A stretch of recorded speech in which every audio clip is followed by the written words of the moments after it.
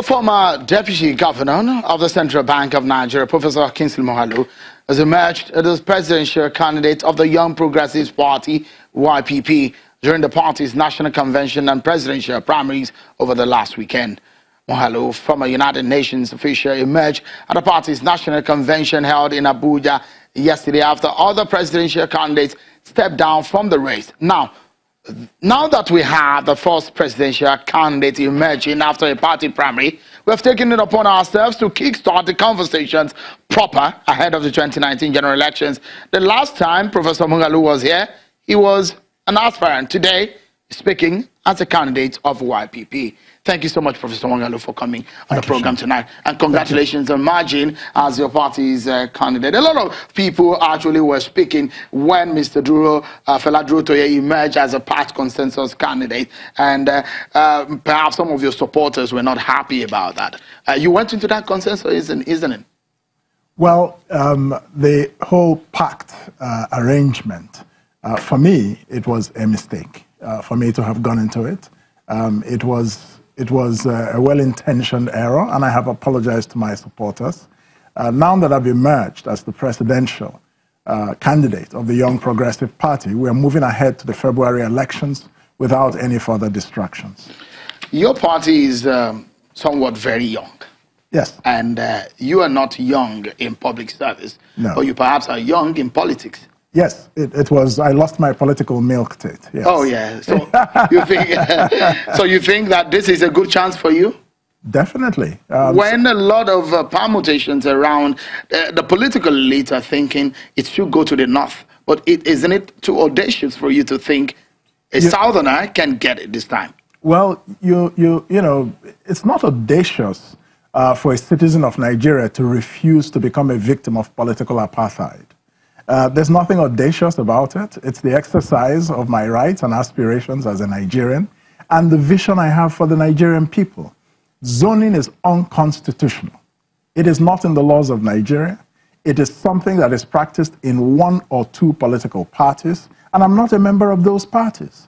So increasingly also, the failure of our political leadership class has opened people's eyes. And nobody is interested in zoning anymore, except the few elite corrupt politicians who practice it. Do the average voters there who perhaps will struggle to understand the English language you're speaking right now? The English language I speak to you, Sharon, is very different from the English language I speak to the voters. In fact, when you get to the field. Exactly. Interesting. Do they understand that zoning is not... for you, that is not unconstitutional? Because they see it as an arrangement that is fair. Oh, no, they don't. I've been around this country. I've held town hall meetings in more than 20 states. Everywhere I've gone in this country, people on the ground increasingly understand that zoning is an anachronism and that it's not relevant to their lives because the results do not match the promise. So you oppose those who said an Igbo man should wait till 2023? That's a joke. Why should any Nigerian wait till any time? I mean, you know, the presidency is for all Nigerians who are interested and capable to aspire to. And I don't see myself as an Igbo man. I see myself as a Nigerian. I'm a Nigerian candidate for the Nigerian presidency. Of an Igbo extraction. So, oh, sure. I mean, you know, when we talk politics in Nigeria, there are a lot of talks. I mean, these are our realities. People talk ethnicity, people talk religion, people talk background. Those are sociological realities. Issues, yeah. Yes, and they are realities anyways. Yeah. Well, and so, when you're talking about these issues, sometimes it will prop up in the conversations. And it's an opportunity for me then to educate or correct the perceptions when people have those kinds of perceptions. This is how we can grow as a democracy.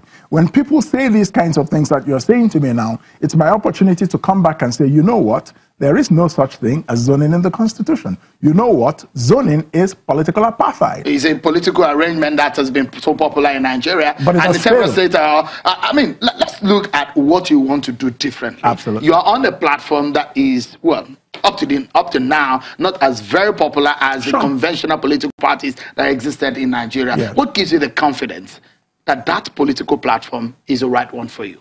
It is the right one because it's based on an ideology that we both share. The Young Progressive Party, the YPP, is focused on the masses of the people. It's not a party of the elite, it's a party of the grassroots. and it's a party for all Nigerians. And it's a party that believes in the progressive ideal, the inclusive economic growth of Nigerian citizens, that we should take care of our poor and not leave them behind while we create wealth opportunities for everyone. That's what attracted me to the YPP. They do not believe in the politics of greed, and they decidedly do not want to be part of the status quo. They're focused on the future, and I am a man focused on the future. The realities you talk about, Shehu, I want you to understand, realities are built by human beings. If human beings decide to construct another reality, it will happen pronto, tomorrow morning. There's nothing mystical about realities. Okay. You did say in your acceptance speech that we are setting our destiny. Yes. And our problem is the current political class. Oh, yes. Those are your words. Absolutely. What do you mean by that? What I mean is this. 60 years of independence. We are now the poverty capital of the world. 60 years of independence. 4,000 megawatts of electricity for 200 million people. South Africa's population is 50 million, and they have 40,000 megawatts of electricity. Brazil's population is 210 million. They have 120,000 megawatts of electricity. 60 years of independence. We are ranked one of the lowest in the world in healthcare provision for our citizens. Our educational institutions have been consistently degraded. Our per capita income, the average income that Nigerian citizens earn, is one of the lowest in the world. 60 years of independence. Nigeria is an economic and political failure. Who is responsible? Our political leaders. They are the leaders. You take responsibility. You didn't do your job. Therefore, we're saying to Nigeria's citizens, enough of these recycled old politicians. They have nothing to offer you, nothing new. APC, PDP, two sides of a coin. One is a kettle, one is a pot. They both call each other black. It's irrelevant.